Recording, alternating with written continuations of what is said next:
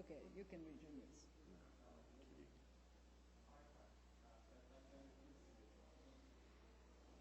Is my lipstick out of place? No, it's fine. You look very beautiful. You look good, very relaxed. No Rogeja. Rosário? Rosario? Rosetta.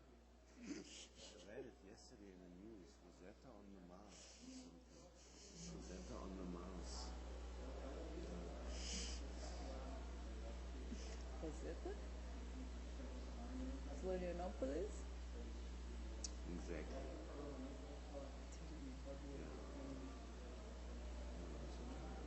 Teach us to care, not to care. Teach us to sit still. Teach us to care, not to care. And not to care. Teach us to sit still and stand up. Now, just Who says this? Elliot. Teach us to sit still.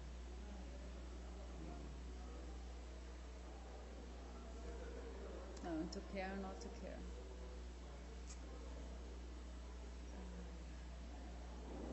Hope you get more audience here. Me too. Because you want to have a discussion, right? Yeah. Oh, If it's actually, I only the have three- 2 people. If it's only the three, then we can also go and have a drink and discuss that. Yeah, that would be better. But You see, everybody likes the post on Facebook, nobody comes. how many people said they would come? I don't know, but But they like. 51 people liked. As we know, the liking does not necessarily have to do anything with what is liked. It is more saying, Who's the liker? Look, I'm here. I'm still here because you appear on And also, in this case, it was to communicate with Eric, no? Because he's the one who posted. And since I'm completely inactive on Facebook, nobody cares. When I rarely appear, I have like 5 likes, most. Except when I post a picture of me. You post a picture of you. Yeah, and then you get more likes because people feel like, oh, they see your face and they feel like there's a deeper obligation.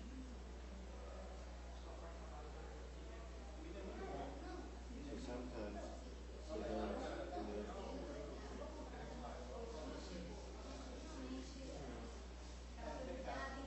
I will sit down and read my news now. Okay.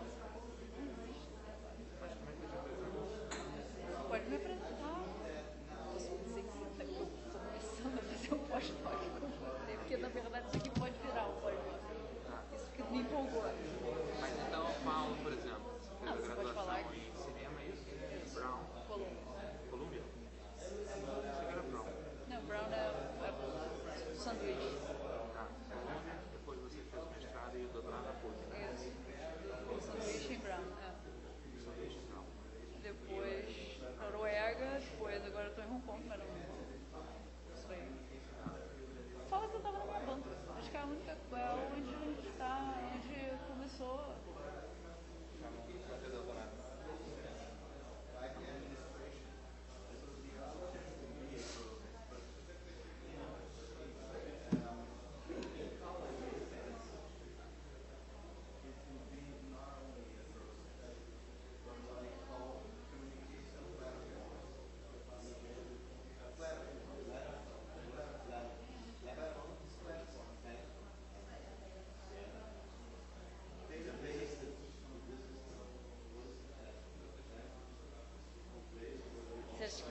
Você acha que é melhor esperar mais uns 10 minutos? Esperar mais até 18h40, mais uns 8 minutos.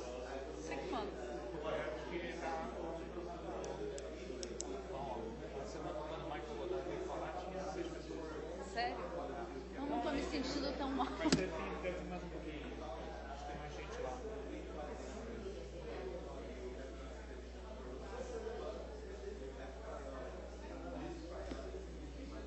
Semana que vem talvez ainda tenha mais um pouco, porque as aulas já estão mais após voltar acontecendo. Eu vou mandar, eu devia ter feito isso pra mim, mas eu não consigo me promover não, mas pra ele eu vou mandar lá pra Secretaria da PUC pra anunciar que é isso aqui. Que aí eles circulam, porque senão ter Facebook é muito.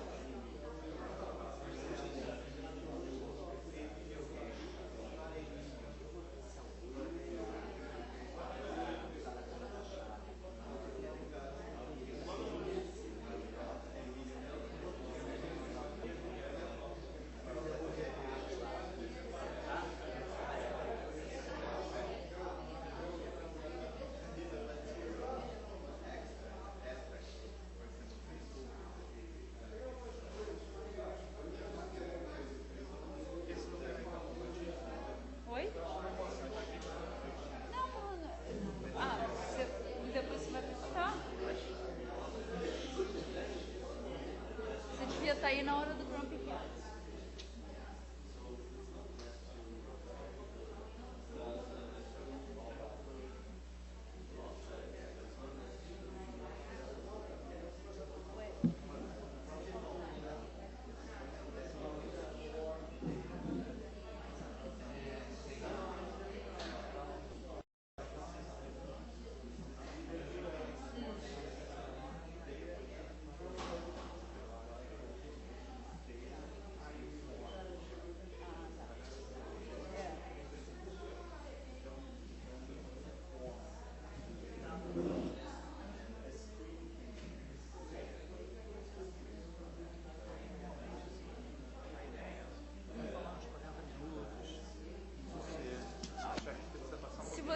Se você achar que eu tô me estendendo, você me dá um sinal. Eu não acho que vai ser mais do que isso. Porque tudo que tá escrito aqui é porque eu escrevo tudo que eu vou falar, quase. Por isso. Mas aí só é isso e mais os slides. Aí depois a gente tira uns 20 minutos. Eu queria, porque inclusive que eu quero ver se eu transformo isso num projeto de pós-doc que faço. Eu quero conversar sobre isso com você, porque isso era o que eu deveria ter feito antes. Ou, quer dizer, no momento ele está num estilo de oral, mas ele pode virar um paper. E eu descobri que eu estou interessada em falar sobre isso.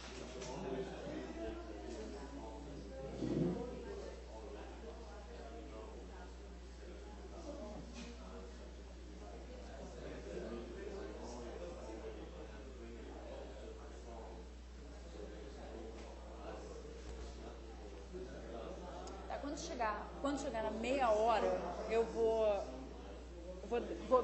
próprio vou me apressar. Se eu chegar em meia hora. É que eu não quero falar muito rápido. Eu tenho tendência a sair desesperada, porque... Os dois. Mais ou menos. É muito incomum ler aqui?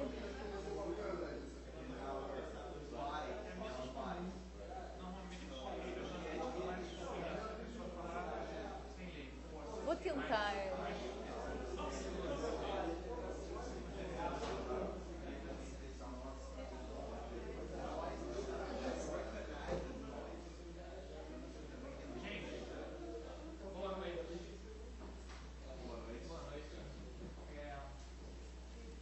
A gente vai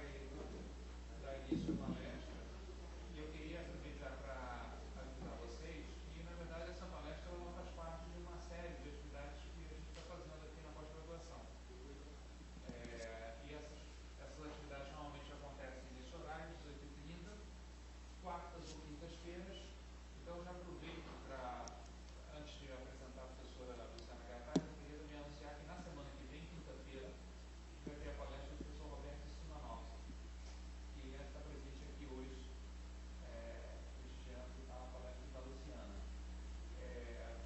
Não sei se vocês conhecem de referência, é uma pessoa bastante conhecida na área de arte digital, de cibercultura, e o tema da palestra vai ser... Está rindo por quê? Porque ele não está entendendo o que você está apresentando hoje. Não, porque eu vou fazer assim um pouquinho o preâmbulo dos próximos capítulos. Claro, claro. Então, vai ser uma palestra fascinante porque ele vai falar sobre o seu último livro, que se chama Data Law, sobre a questão da sociedade da informação na cibercultura. E hoje, a gente vai ter a palestra da Luciana sobre esse tema fascinante que é solidão, presença e mídias sociais.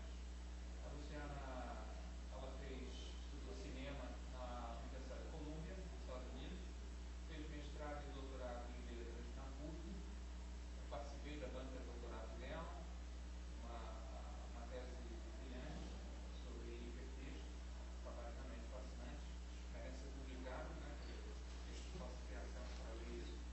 E ela está iniciando pós-doutorado aqui na UERJ, trabalhando com, talvez, um pouco dentro dessa linha do que ela vai falar aqui hoje para nós. Então é interessante porque é um pouco um trabalho em progresso, né? Talvez que a gente vai Com ver certeza. aqui. É sempre um desafio. Acho que para a Luciana vai ser interessante também para ter um pouco de feedback, né, sobre esse processo inicial da pesquisa que está acontecendo agora.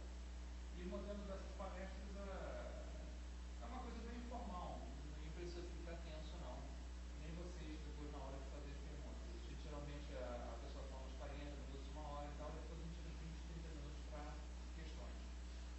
Que tem sido, aliás, uma das partes mais bacanas, mais ricas dessas atividades, são as questões de público, excelentes.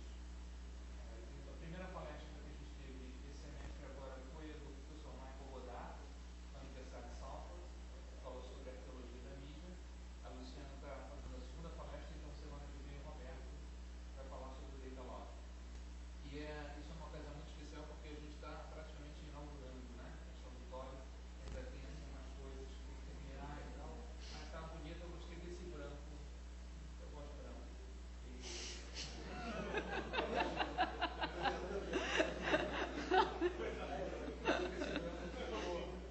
Ficou legal.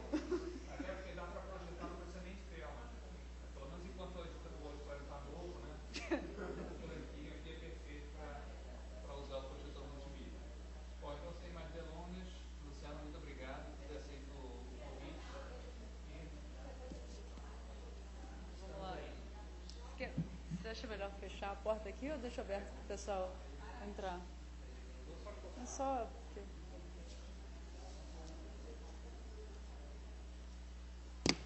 Bom, boa tarde todo mundo, boa noite. Obrigada, Eric, pela introdução, pelo convite, pela oportunidade. Eu não vou dizer nada muito, vou entrar direto no texto e talvez tenha que ler mais do que eu gostaria de ler. Justamente porque é um trabalho que está começando e eu ainda estou, em certos lugares, tateando. Mas isso vai ser bom, eu espero, porque vai ser exatamente nessas falhas minhas, nesses lapsos, que de repente vão vir as perguntas mais interessantes, que é onde eu vou ter que depois procurar ver. Bom, o título da palestra Presentes e Disponíveis, sobre solidão, presença e mídias sociais. Eu vou começar com 3 epígrafes que me inspiram aqui nesse percurso, e cada uma vai ter a ver com um aspecto do texto. Eu espero que isso vá ficando claro à medida que eu vá falando. Mas, vamos lá. A primeira vem do Sartre, do Ser e o Nada, que diz assim: o que eu capto imediatamente quando ouço estalar os ramos atrás de mim não é que está ali alguém, é que estou vulnerável, que tenho um corpo que pode ser ferido, que ocupo um lugar e não posso, em caso algum, evadir-me do espaço onde estou sem defesa. Em suma, sou visto. Segunda epígrafe vem de uma das pessoas que ficou associada ao movimento da antipsiquiatria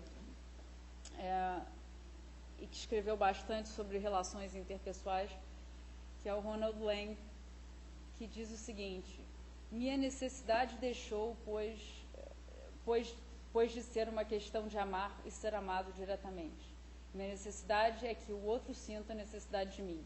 A necessidade dele ou dela é que eu necessite de um ou do outro. É minha necessidade de ser necessitado pelo outro. Meus cuidados não são para o outro, mas são para que o outro me queira.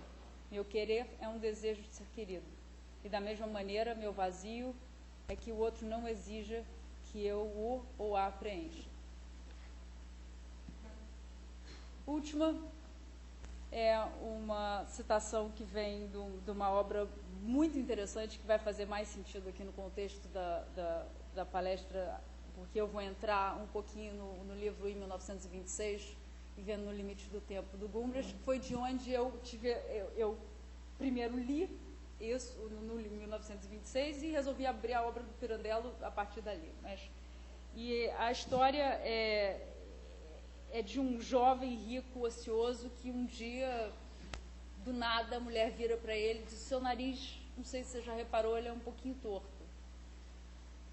E isso gera nele uma crise identitária enorme, onde ele descobre que ele é um, que ele é nenhum e que ele é 100 mil, dependendo de com quem ele esteja falando. E essa hora aqui do texto é o momento que ele está ainda tentando lidar com essa história do nariz, e acabou de falar com um amigo e perceber se o amigo de fato, quando olhava para ele, via esse defeito do nariz. Mas enfim, diz o seguinte: eu queria ficar sozinho, sem eu mesmo, quer dizer, sem aquele eu que eu já conhecia, ou julgava conhecer. Sozinho com um certo estranho, de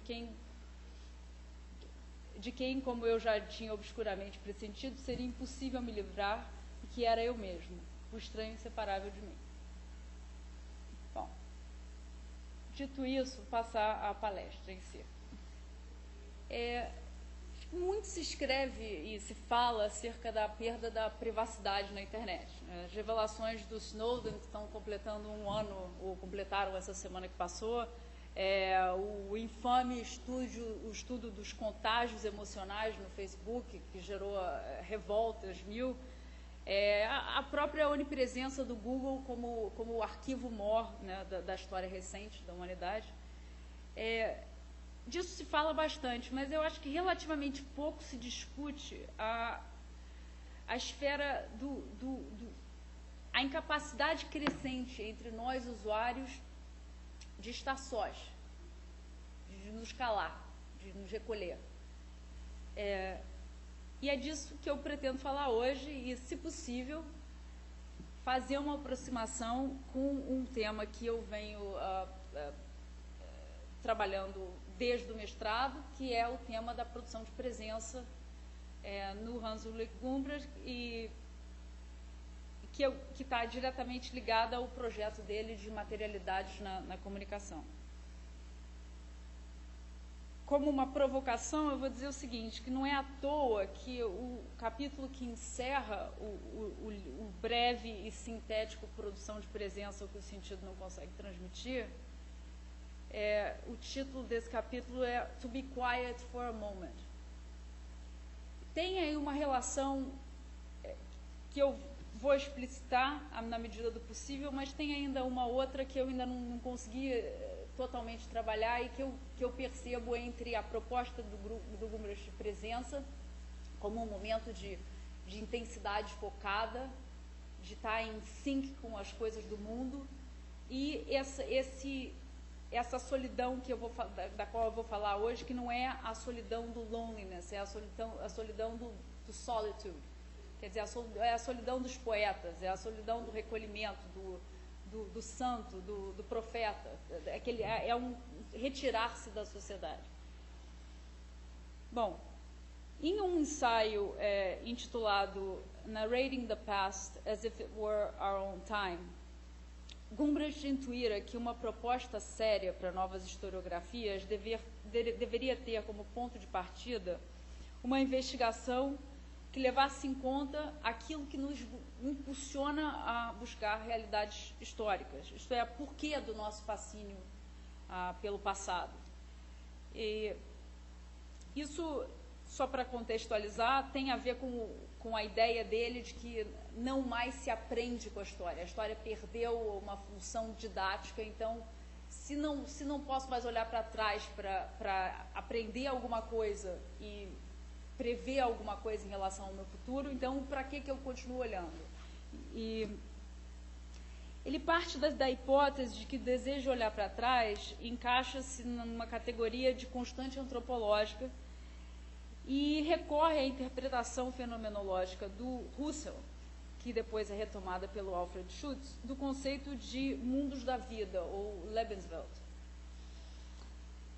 O Lebenswelt seria uma esfera da existência que compreenderia a totalidade do comportamento humano, tanto as possibilidades reais, quanto as capacidades super-humanas que em diferentes sociedades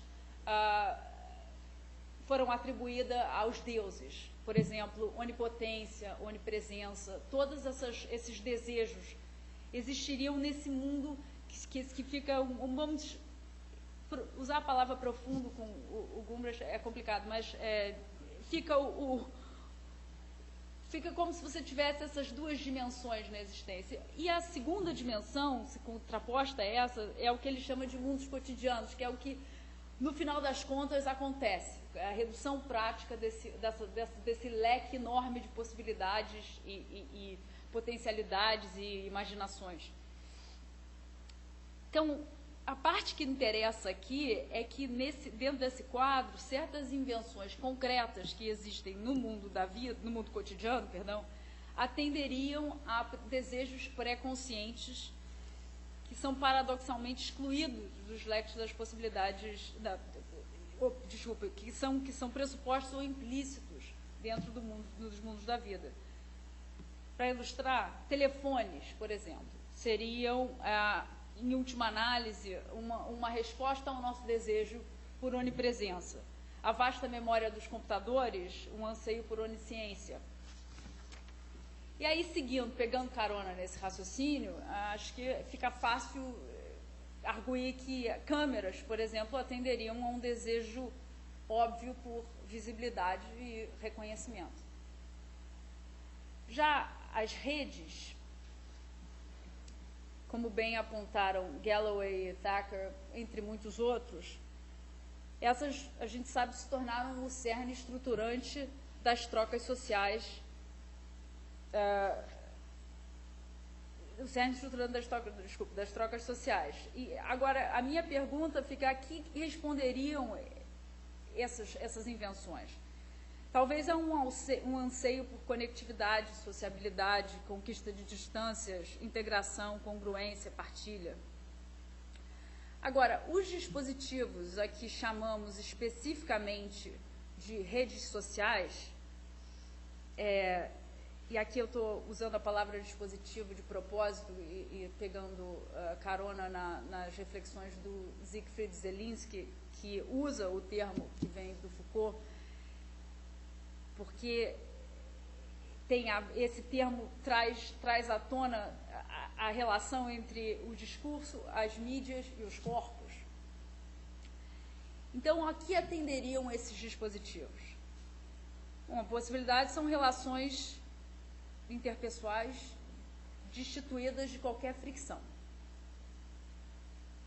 A outra possibilidade é pensar que talvez o anseio por uma conexão genuína, contato direto, amizade verdadeira, esteja por trás do sucesso estrondoso que tem o Facebook. Mas se for essa a possibilidade, a meu ver, e aqui eu espero que vocês discordem, a gente está indo pelo um caminho equivocado. Se você pensar nessas relações adicionadas, sem erro, sem interrupção, sem grandes expectativas, amizades filtradinhas, arrumadinhas pelo filter bubble, do jeitinho que cada um gosta, e o verbo curtir, né? Emergindo como a definição pífia que pontua as relações que são completamente pré-fabricadas e orquestradas pela essa ferramenta que é desagradável, pessoas que, por isso que eu estou colocando esse slide aí, pessoas que você... People you may know, né, que fica ali te mostrando aquilo. Outro dia eu ouvi uma história de um professor lá em Hong Kong, onde eu estou morando, que queria de qualquer maneira apagar do leque ali do People you may know um ex-namorado dele, e isso era um problema, porque ele já não estava dentro do círculo dele, mas o Facebook fica insistindo, porque é claro, você geralmente tem 30, 40 pessoas em comum com alguém com quem você teve alguma relação, né? Mas enfim, aqui concordem ou discordem, fica a critério de vocês, mas uma coisa eu acho que é meio que consenso, que redes sociais tem uma relação, no mínimo, duvidosa com que, em modelos comunicativos clássicos, entendia-se por relações interpessoais. As trocas efetuadas nesses âmbitos de Facebook, Twitter, Instagram, Snapchat, o que seja, contém pouco da reciprocidade inerente às chamadas relações diádicas.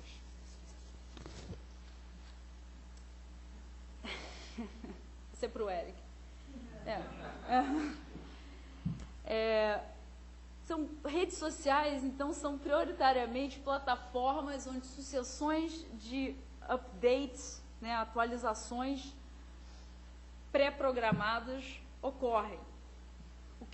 Voltando ao Lang, da epígrafe, o que o psiquiatra Ronald Lang chamou de um dos, aspas, círculos mais infernais da nossa alienação pessoal contemporânea, a saber, dois solitários que se perpetuam a si mesmo, cada um alimentando no seu próprio vazio o vazio do outro, é, via de regra, no Facebook.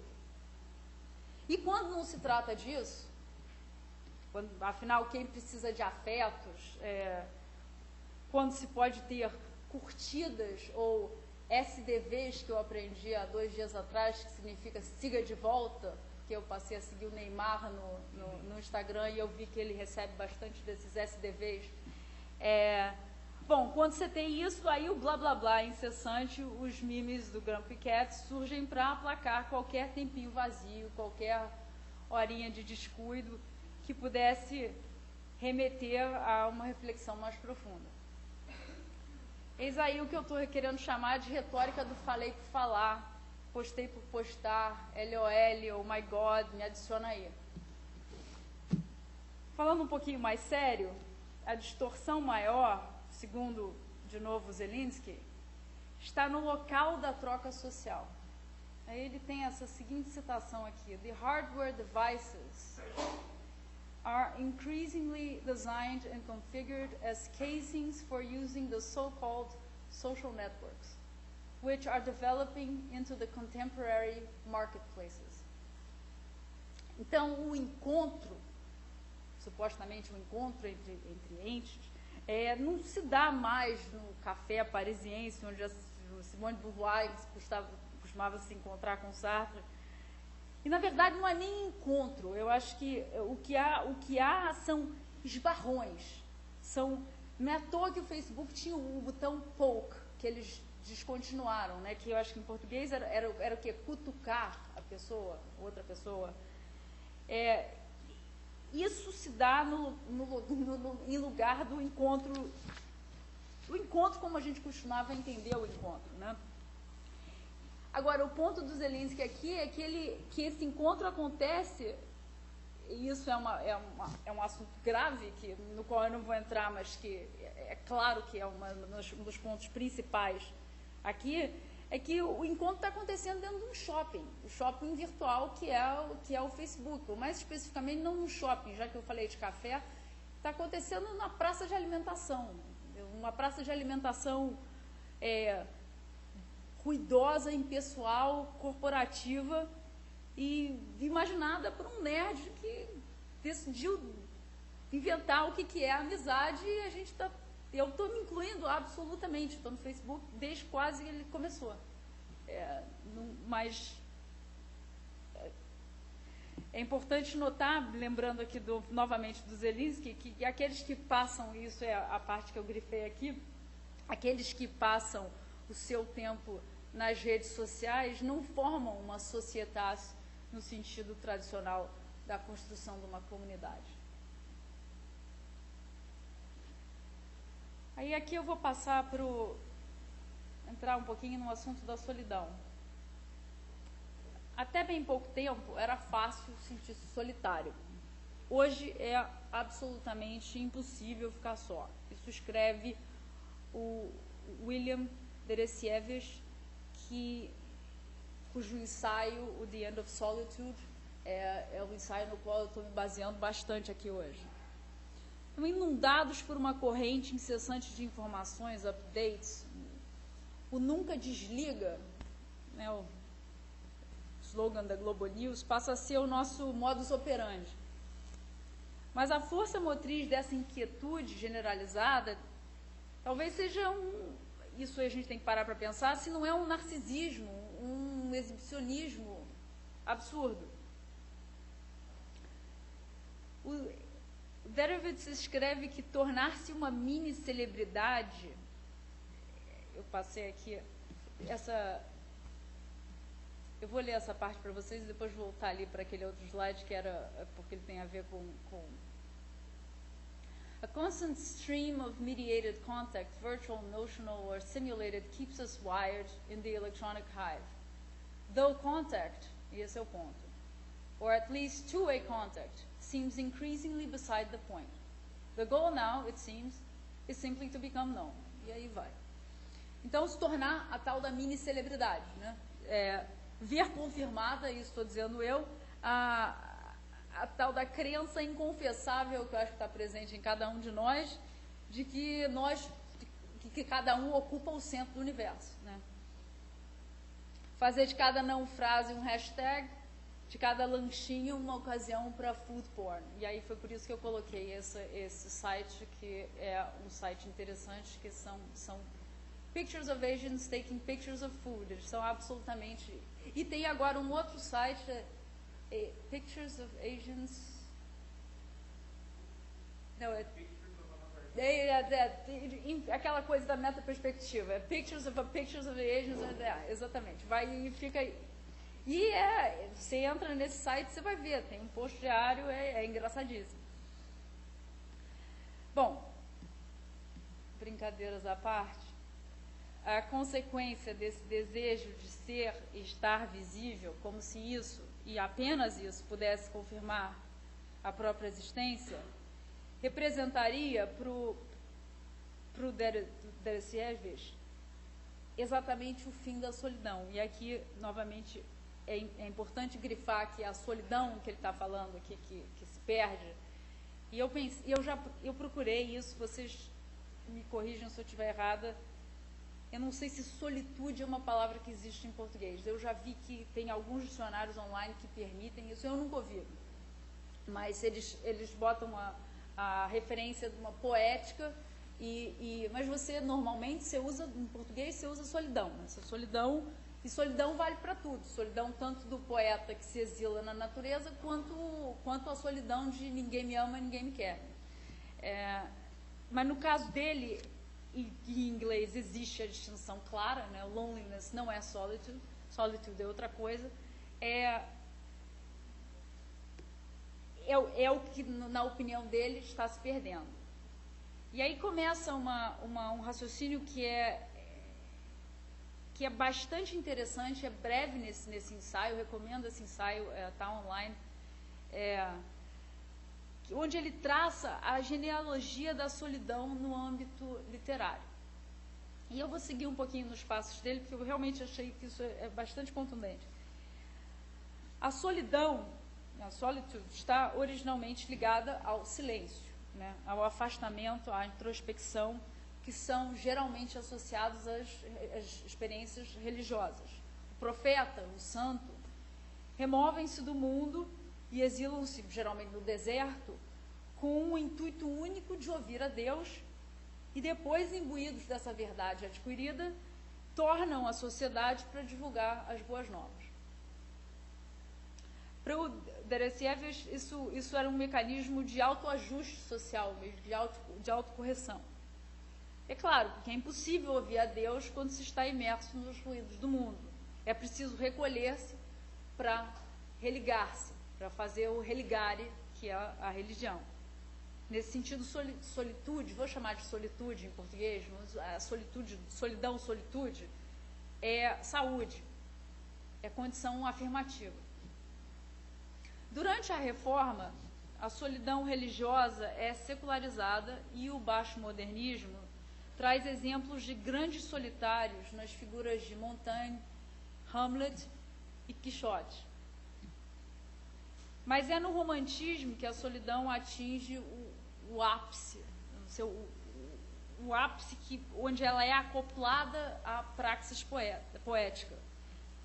E ela encontra essa plenitude particularmente no transcendentalismo norte-americano do Thoreau e do Emerson. Ali o encontro com a natureza significa o encontro consigo próprio e a eventual transcendência. Para não gastar muito tempo, eu estou preocupada, eu tinha uma citação longa aqui do Walden que eu vou pular. Mas a ideia fica clara.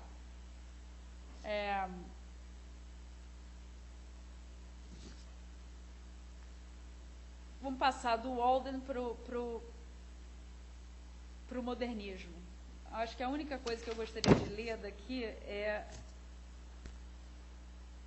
quando ele diz que gosto de uma larga margem para a minha vida. Às vezes, numa manhã de verão, após o banho de praxe do amanhecer ao entardecer, sentava-me na ensolarada soleira, absorto num devaneio, em meio aos pinheiros, nogueiras, em completa solidão e serenidade. Quer dizer, é uma atitude de absoluto, é positiva, de qualquer forma que você queira olhar. Agora, se no romantismo a solitude, né, era o antídoto para a vida urbana, no modernismo a cidade é inescapável. Do humanismo extático do Whitman, que rolava por entre as folhas da relva, passa-se ao desespero da Londres do T.S. Eliot, que um trecho muito bonito diz assim: doce Tamsa, corre suave até que meu canto termine. O rio não suporta garrafas vazias, restos de comida, lenços de seda, caixas de papelão, pontas de cigarro. E outros testemunhos da noite de verão. As ninfas já partiram. Então a cidade é esse local, né? O rio poluído, o rio com os restos. E aí eu aqui trouxe um pequeno clipe do filme The Crowd, do King Vidor. E vamos ver se... Eu estou sem áudio, mas porque o áudio estava com algum problema, mas o filme é um filme silencioso, então não faz muita diferença. Mas só...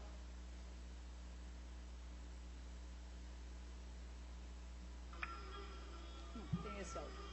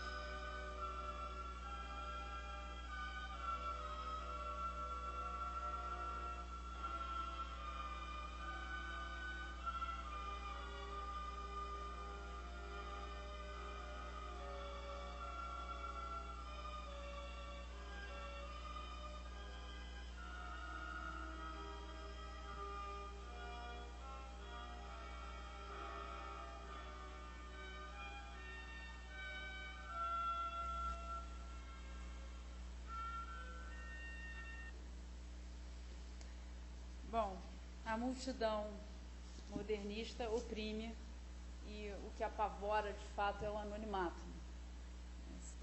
A ironia de sentir-se sozinho na multidão só não é maior do que o pavor, e aqui entrando na análise do Deresiewicz de novo, o pavor da autoanálise. Ele diz o seguinte: a autovalidação modernista ocorre precisamente nesse isolamento e no enfrentamento egóico que exige tanto coragem quanto fortaleza. Você está num domínio onde o autoexame do protestantismo se torna psicanálise freudiana. E aí ele diz o seguinte: and the culture hero, once a prophet of God, then a poet of nature, is now a novelist. Dostoiévski, a Joyce, a Proust.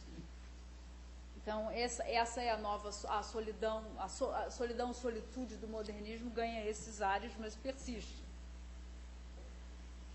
Agora, o problema é que há muito não estamos nessa cidade moderna, onde é dessas multidões. A urbanização já se tornou suburbanização e, com isso, trouxe a ameaça da solidão, loneliness, né? Separando as pessoas. E para sanar a televisão, e aí eu estou de novo, tem que dar crédito, estou indo na cola do Deresiewicz, para sanar a solidão, quem melhor do que a televisão, né? I'm your best friend. Para ele, para o autor, a televisão é uma espécie de fármaco, embora ele não faça uso do termo, no sentido de conter tanto a cura quanto o veneno para aquilo que ela está com aquilo que ela está lidando. Nesse sentido, significa aquilo é o tédio, né? Então ela cura o tédio, mas ela também gera o tédio. Subúrbios tornam-se exúrbios, famílias cada vez menores, a mãe que sai de casa para trabalhar, deixa os filhos aos cuidados da TV. Claro que aqui, e nisso o texto dele ele pinta um cenário que é tipicamente norte-americano, né? Mas eu penso que o ponto se aplica. Particularmente quando eu penso em mim mesma, na minha geração, que cresceu, eram pais casados e lá pelas tantas, em uma certa altura da escola, todo mundo tinha pais divorciados. No início era exceção, passou a ser a regra. Então você tem aquela... Eu vivi essa fragmentação da família.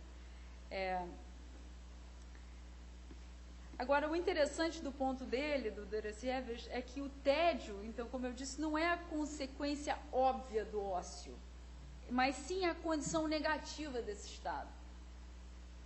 Então, se você substituir pela solidão aqui, pela solidão loneliness, você vai entender que a loneliness não é a consequência óbvia de estar só. Ela é apenas o lado negativo desse estado, né? Ela é o oposto da solitude. Mas, dito isso, sendo você preso nessa lógica da televisão, aliás, aqui a frase que eu acabei de dizer, television, by obviating the need to learn how to make use of one's lack of occupation, precludes one from ever discovering how to enjoy it. In fact, it renders that condition fearsome, its prospect intolerable. You're terrified of being bored, so you turn on the television. Aí, a ideia dele é seguir nesse raciocínio e aplicar isso ao nosso uso da internet. Porém, a internet, fica claro, inicialmente ela chega como grande promessa. Ela não chegou como ela chegou agora, corporativa, Google, Facebook. Ela chegou como a promessa que eu estou chamando aqui de geração MTV, onde ela trouxe o encurtamento de distâncias, promoveu a aproximação de grupos e trocas genuínas. Para exemplificar isso que eu estou dizendo, eu trouxe aqui o Declaration of the Independence of Cyberspace, escrito pelo John Perry Barlow em 1996. Lendo só um trecho, as primeiras frases, você já vê o tom idealista e completamente... um idealista mesmo, acho que é a melhor palavra. Governos do mundo industrial, vocês gigantes aborrecidos de carne e aço, eu venho do espaço cibernético, o novo lar da mente. Em nome do futuro, eu peço a vocês do passado que nos deixem em paz. Vocês não são bem-vindos entre nós. Vocês não têm a independência que nos une. E por aí vai. Olha, esse o terceiro parágrafo. Estamos criando um mundo em que todos poderão entrar sem privilégios ou preconceitos de acordo com a raça, poder econômico, força militar ou lugar de nascimento. E estamos criando um mundo onde qualquer um, em qualquer lugar, poderá expressar suas opiniões, não importando quão singular, sem temer que seja coagido ao silêncio ou à conformidade. Isso em 1996. É claro que isso mudou. A internet cresceu, e muito, né? E ganhou ares corporativos de onde menos se esperava, de um quarto de dormitório em Stanford, de outro em Harvard, e o que era a província de alguns nerds com um senso de aventura adquire uns contornos user-friendly na Web 2.0. Agora todos podem participar. Está ali tudo mastigadinho e não precisa saber Java, Perl, C++, nada. YouTube, therefore you are. Escreveu o Zemlinsky nesse texto que é muito interessante, que chama Be Online, Exist Offline. E quem quiser resistir, né, não entrar na roda, fatalmente será apagado, esquecível, vai se tornar invisível. Isso aqui foi um post que eu achei muito feliz. Né, mas é absolutamente verdade, né? Perder para sempre sem volta o contato com alguém, mais um recurso arruinado pela internet. Não é uma anônima, eu não conheço essa pessoa, não sigo, mas achei que era pertinente. Mas vamos então, falando de recursos arruinados, ao que se perde. O que se perde? De novo com Deresiewicz, what disappears from our lives is solitude. Não loneliness, porque essa a gente produz de sobra à medida que tenta escapar dos nossos momentos, de escapar de qualquer forma dos momentos onde não estaríamos conectados. Aquilo que desaparece de fato é a solidão dos poetas, a reflexão, o recolhimento e o silêncio. E aí, por falar em silêncio, eu vou me referir ao Eric em uma aproximação recente sobre mídias digitais e a obra do Max Picard, onde ele diz o seguinte: o ruído, o barulho, o blá blá blá versus o silêncio, que é a componente estrutural do homem, são sintomáticos de uma decadência metafísica e cultural nas sociedades contemporâneas. As chamadas novas mídias fomentam a produção desses ruídos. Se a gente pensar bem, o WhatsApp vem de WhatsApp, né? É o trivialíssimo "e aí? Tudo bem? Tudo bem." Perguntei por perguntar. E o que dizer do Yo? Não sei se vocês conhecem. Um aplicativo cuja única função é enviar uma mensagem que diz Yo. It's that simple. Comunicação fática, né? Claro que para Picard, a aceleração do tempo, que levaria a humanidade a um permanente estado de fuga, a fuga de Deus, aqui ganha outros contornos. No contexto desse presente alargado em que habitamos, e aqui eu estou me referindo ao conceito do Gumbras, onde metanarrativas de legitimação estão mortas e enterradas, vídeo de Lyotard, onde passados e atualizações, no sentido de updates, acumulam-se como folhas secas, cobrindo as clareiras do presente, e em que o futuro apresenta-se como certeza apocalíptica, onde não queremos de modo algum chegar, claro que a fuga passa a ser uma pergunta: se não há um Deus de quem se possa fugir, que fuga é essa? Irrequietos, irritados, solitários, voltamos-nos para fora, para o outro, compulsivamente adicionando todo e qualquer mortal que possa passar pelo nosso caminho, escarafunchando os baús da memória para achar uma foto do jardim de infância onde eu possa marcar um amigo com quem eu nunca troquei nem 2 palavras na segunda série, mas que agora está ali na minha página para todo mundo que passa a me conhecer, saber que essa relação existe. E o mais triste, porque eu não quero parecer tão pessimista, mas as conversas que a passos largos deterioram-se em emoticons, que eu gosto de emoticons, acho simpático, acho engraçado e tudo, mas falando de silêncio, né, é bonitinho, né, cute, né, mas é só isso. A minha tese pessoal, não desenvolvida e imaginada ontem à noite, é que o Instagram é o futuro, é de fato o futuro do Facebook. Que o verbo, no final, não havia mais verbo, vai ter emoticon. É o que eu acho. Eu vejo fotos de pessoas que têm 5 comentários, nenhuma palavra, só bonequinhos, coisas que têm a ver com a própria foto, enfim. Para terminar, fazer a ponte entre a presença e esse imperativo autoimposto da solidão, eu vou passar por um atalho que vai pelo livro Em 1926, Vivendo no Limite do Tempo, do Hans-Ulrich Gumbrich. Isso porque, quanto mais eu apresento papers sobre que tem que explicar o conceito de presença, mais eu vejo que o atalho para você entender a presença é você entender o que Gumbrich entende pelo termo experiência. Experiência, que em alemão tem duas palavras. Uma é Erfahrung e a outra é Erleben.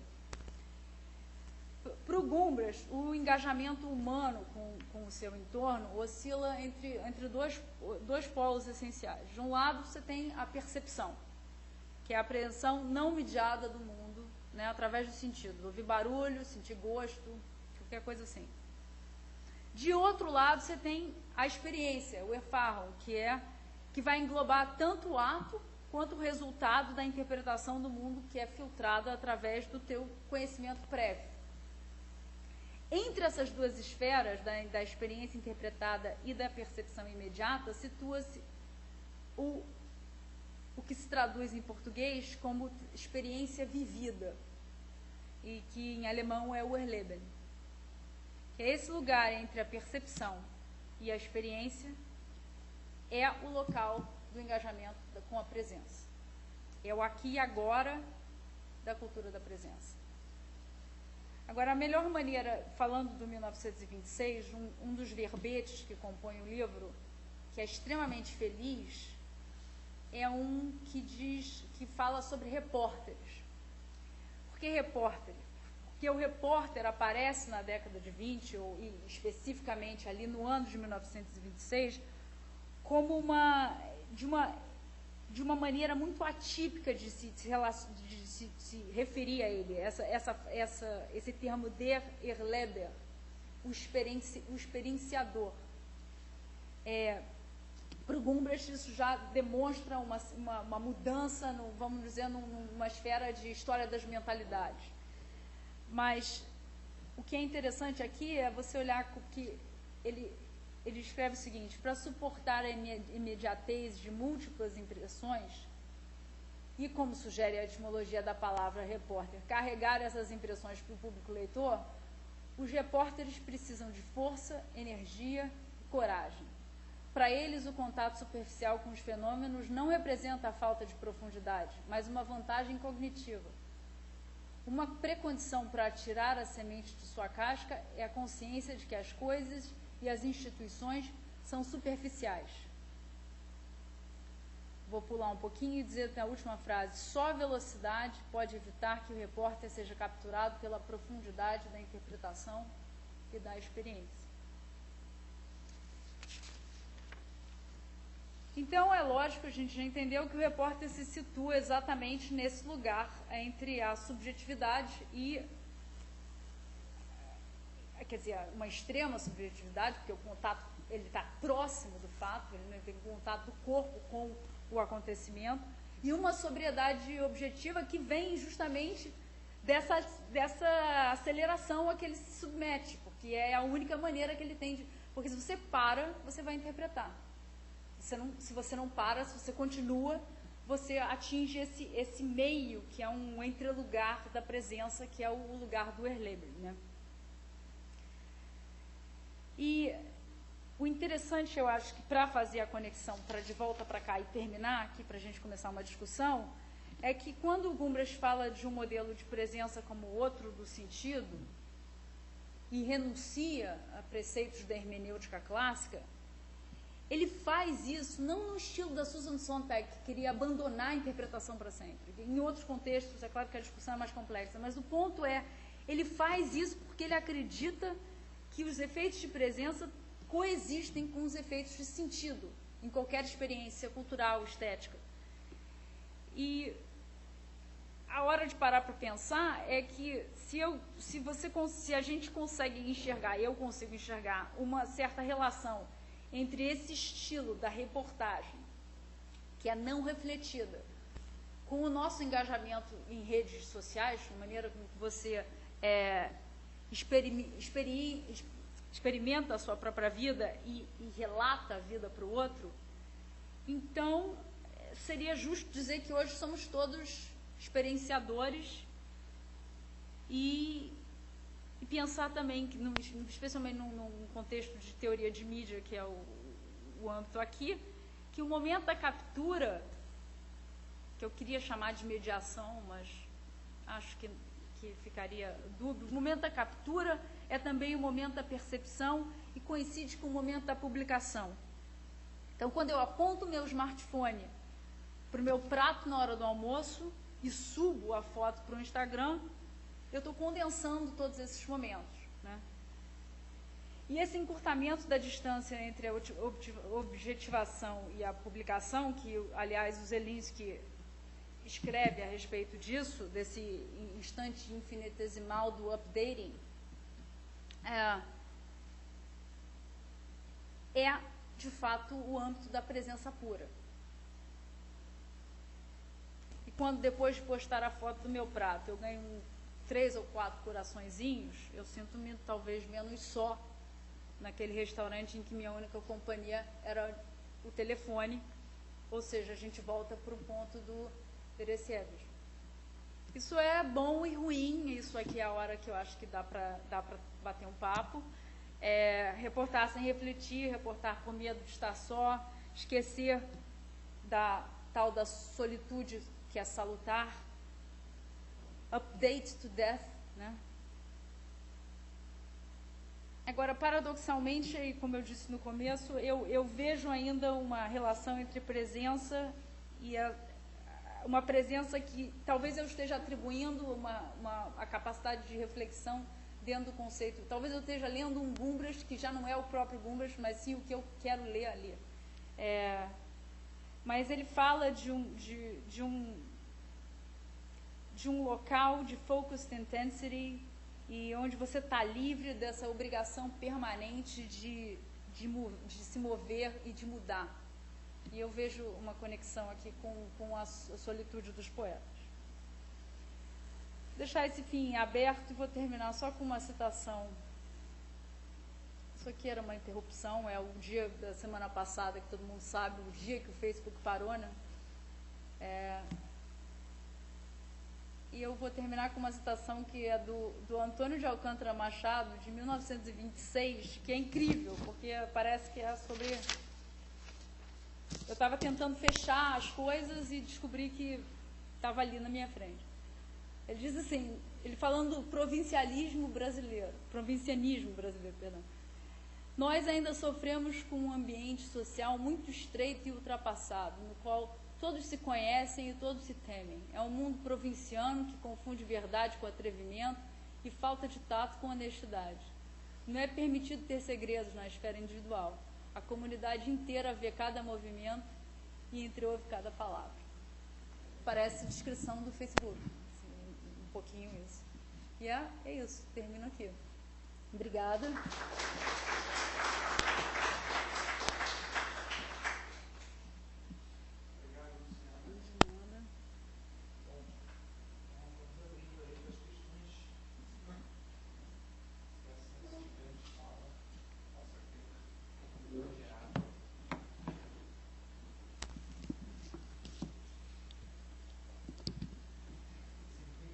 Não?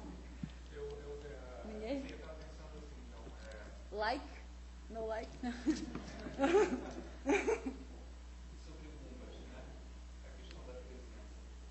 Eu acho que é um dos momentos a gente pode fazer um pouco essa ponte estranha, né? da ideia de presença com essa ideia de uma solidão que tem uma dimensão assim meio que transcende o cotidiano. Não propriamente mística, mas que transcende o cotidiano, porque a gente vive realmente numa cultura em que você é obrigado o tempo todo a interpretar, você está o tempo todo sendo bombardeado com informação. Ou seja, essa ideia do foco, né, da atenção concentrada, até a frase bonita, né, to be quiet for a moment, né, é algo que talvez com esse excesso de informação a gente perca um pouco.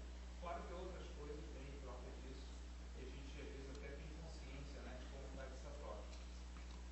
Mas é interessante que algumas críticas contemporâneas se aproximam um pouco desses autores mais antigos, dessa tradição, por exemplo, na Alemanha, né, foi muito forte, como o Max Picard, né, por exemplo, essa ideia de decadência, né, a civilização ocidental está numa decadência imediata, e as tecnologias elas colaboram para isso. Então, a minha questão assim, é como que a gente se situa nesse problema? Ou você fica de um lado, adota uma posição meio saudosista, né, uma posição tecnófoba, e por outro lado você também não acha que dá para abrir mão totalmente dessa experiência, né, do silêncio, da possibilidade de você não ter que usar nada, Facebook, WhatsApp, não encher o saco, né, você poder saber como se posicionar diante disso que se tornou quase que um mandato, né? Quer dizer, você tem que se comunicar, não é mais a possibilidade. Você é obrigado, né, a se comunicar. Então acho que isso é uma questão de fato central para a gente hoje. Não sei se você comentaria. Não, eu comento, quer dizer, eu concordo plenamente, não sei onde eu me coloco no meio, que é o lugar mais fácil para um acadêmico se colocar, é meio que cheap way out, né? Mas também como é que você vai adotar um polo ou outro?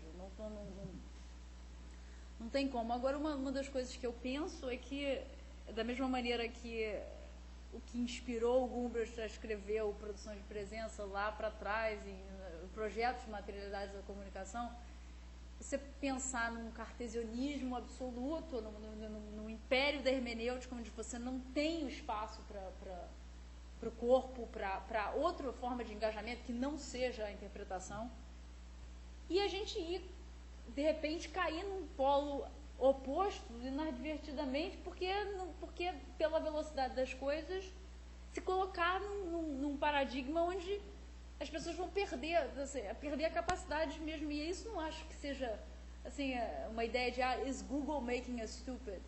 Yes, it is, né? Claro que está. Claro que também está criando outras possibilidades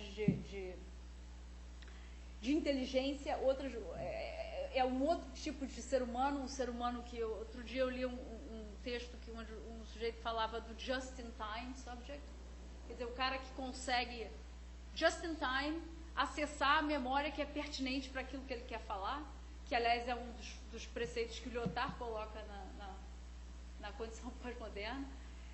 Agora,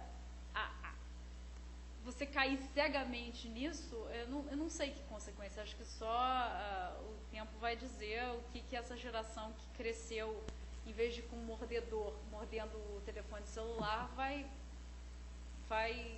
saber, vai conseguir se concentrar? Vai se concentrar de uma maneira diferente? Não sei, acho... No momento em que você começou a pensar as questões, né, fala do massificar, né, do silêncio dos homens, silêncio de Deus, né, no momento, eu comecei a pensar exatamente isso, porque veio à tona essa questão, né, no momento em que Deus não existe mais, do que você vai fugir, né?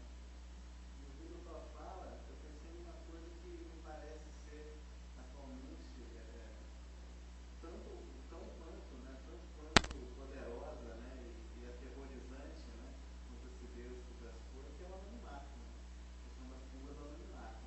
Não existe o desespero de você fugir de qualquer forma, né? E, por outro lado, me encontra o quê? Justamente isso, né? Essa questão narcísica da aceitação, né, dos furtivos, etc, etc. Quer dizer, você tem uma possibilidade de conexão, mesmo que seja numa dimensão de uma certa vacuidade. Então, tudo é praticamente isso, né? Quer dizer, o anonimato não substitui essa rejeição de Deus. Quer dizer, não seria ser anônimo a pior maldição, né, no mundo preconizado pelo Andrew Walton, né, e por outras entidades, né, que falam do narcisismo, da presença, seria a pior coisa que tem, pessoa totalmente. E aí seria essa solidão a mais grave, né? eu acho que sim, seria a solidão, a má solidão, né, que eu estou chamando o loneliness, né, mas acho que sim, o apagamento, a invisibilidade, né, não ser visível é uma tragédia. Embora, se todos formos visíveis, ninguém é, né? É claro também. Isso aí, se está todo mundo ali, é uma ilusão você achar que você está sendo visto. Mas, de qualquer forma, o ser humano gosta de ilusão. Pois é.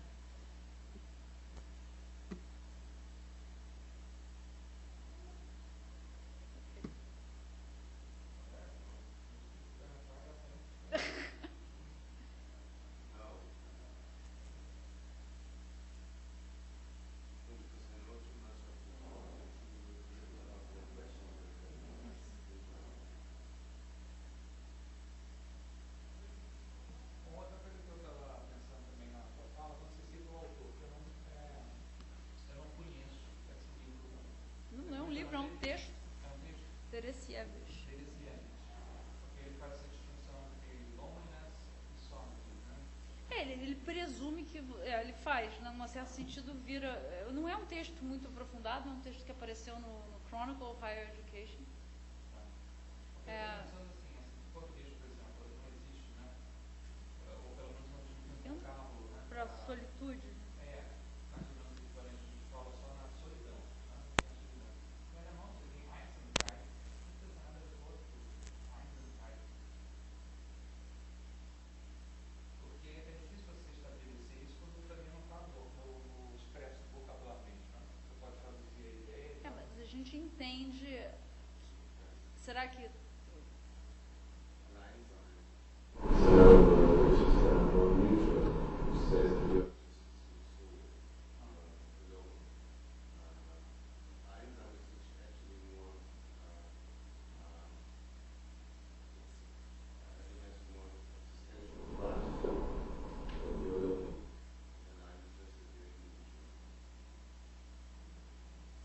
Você acha que faz sentido essa distinção? Eu acho que dentro do quadro dele faz sentido total.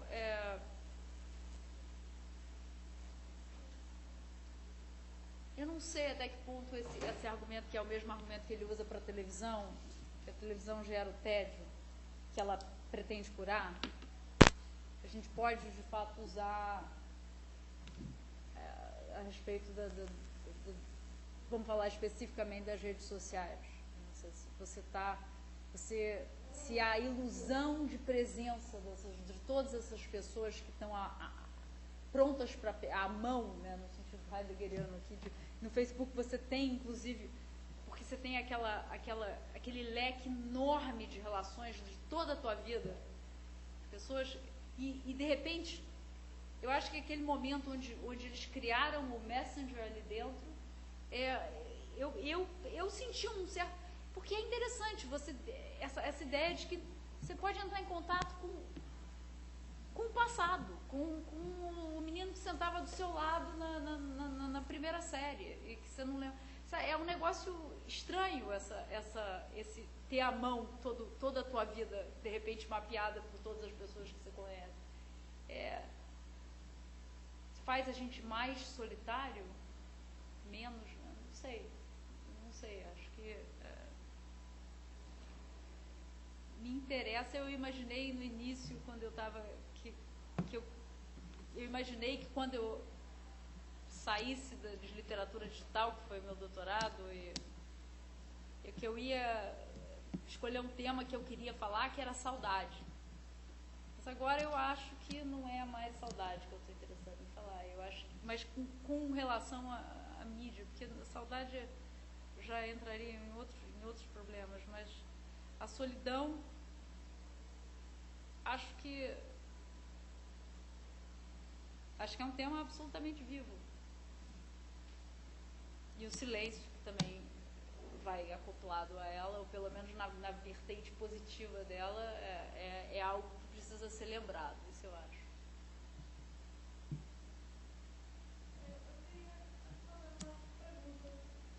Por favor.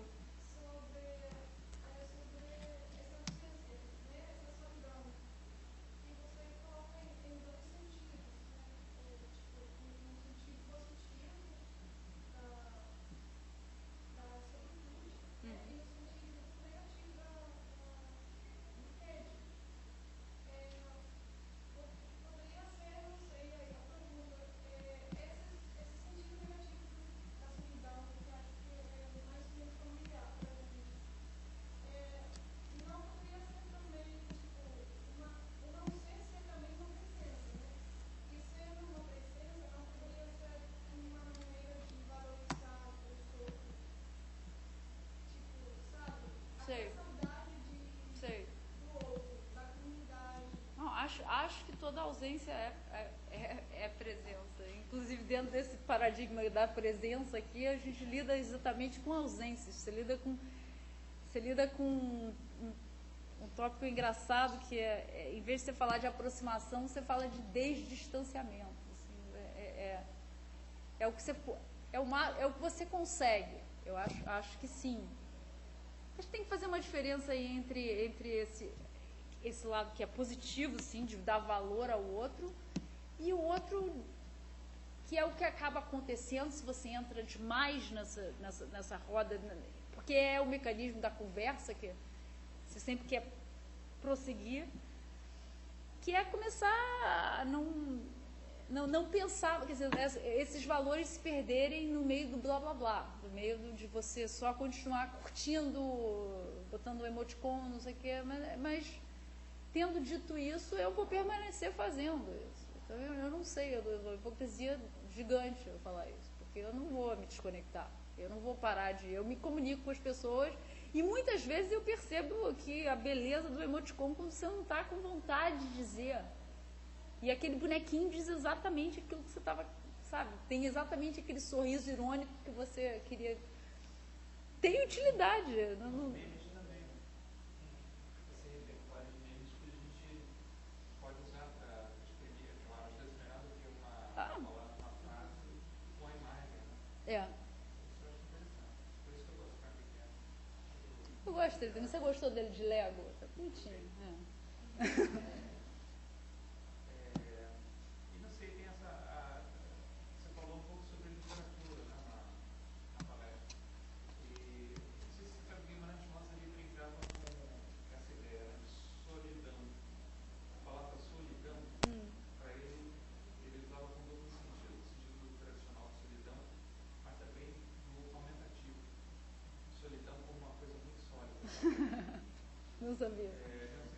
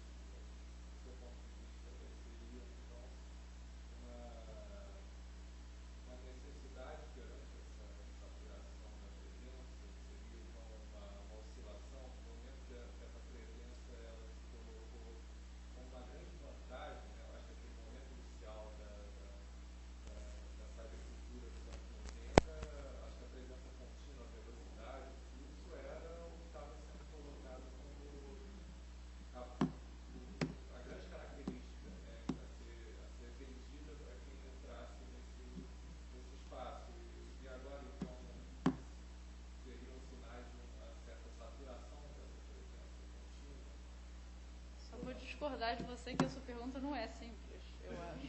Mas é uma excelente pergunta. Eu acho que, quando você está falando, você colocou a presença de um lado e a solidão, a tipologia que eu tracei aqui, baseada no texto de Deresiewicz, é a solitude, né? É a solidão literária.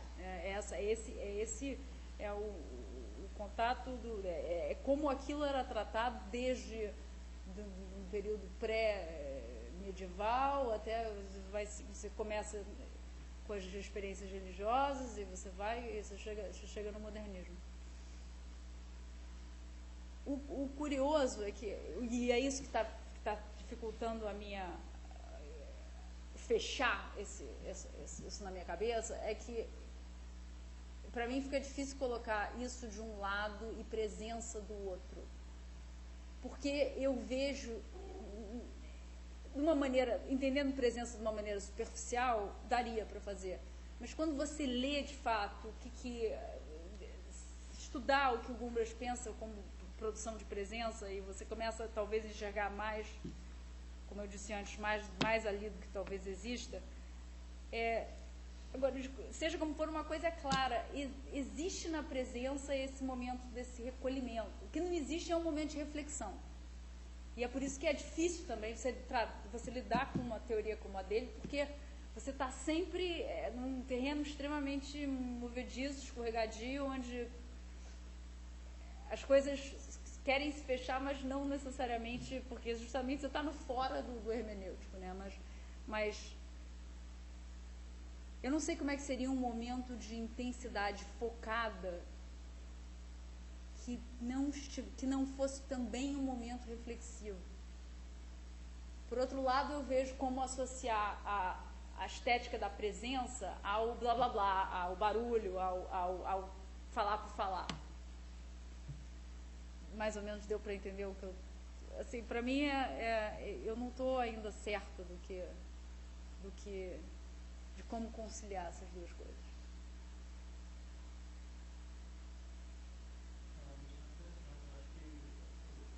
O barulho, enquanto ele for só barulho, tem nada a ver com a presença. Quando ele se torna significante e leva a devagar, ele entra, eu acho que na esfera O sentido. né? Mas eu não vejo. Pois é, mas a presença também é silêncio. Essa contradição é interessante. Bom, sim. Você falou muito dos dois tipos de solidão e apontou como a solidão negativa aparece no Facebook, né? Mas o fato da forma positiva de solidão não aparecer no Facebook significa que o Facebook acabou com ela? Ou será que ela não está em outra instância? Será que ela não está em outra rede, fora da rede, em outro lugar? Como é que a gente pode fazer essa diferença só porque ela não aparece? Acho que isso é um excelente ponto. E eu quero crer que não, que o Facebook não tem o poder de acabar nem começar nada. Mas eu acho que o fato de que as pessoas... Só se você olhar as estatísticas do tempo, da quantidade de tempo que se gasta conectado de alguma maneira a isso, leva a crer que no dia de um cidadão não cabe esse outro momento. Mas pode ser, isso é uma resposta aqui de bate-pronto. Eu não tenho dados para isso. Seria interessante, acho que, claro, ainda existem pessoas que fazem retiro, pessoas que são... Mas é sempre talvez, bom, isso sempre foi um ato extremamente raro, heróico. O profeta é um profeta, né? Não é 50. O santo é um. Mas, de qualquer forma, pelo menos a possibilidade de... Acho que é importante ser aventada. Esse para mim é mais o ponto. Agora, dados quanto eu não acho que tenha criado, mas eu acho que ele vai exacerbar todo e qualquer